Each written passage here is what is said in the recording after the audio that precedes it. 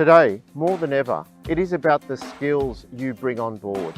Companies invest in people that have more to offer, more than just what the job description entails and lists. How do you deliver that more that companies are after? As you start your career, it's important to look at building your competencies, from soft and technical. Carry out your very own SWOT analysis on your competencies and look for what you know and what are your opportunities.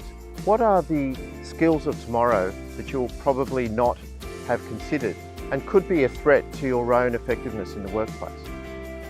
By building these competencies in yourself, you can effectively future-proof your career by ensuring that you are highly employable by industry, both here and overseas.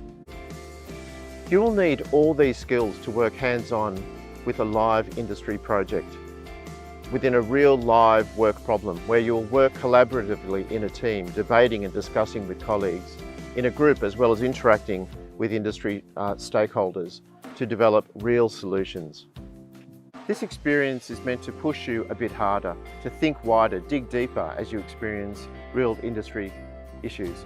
Get involved during your industry sessions and make the most of asking lots of questions. I wish you the very best as you embark on this most worthwhile journey.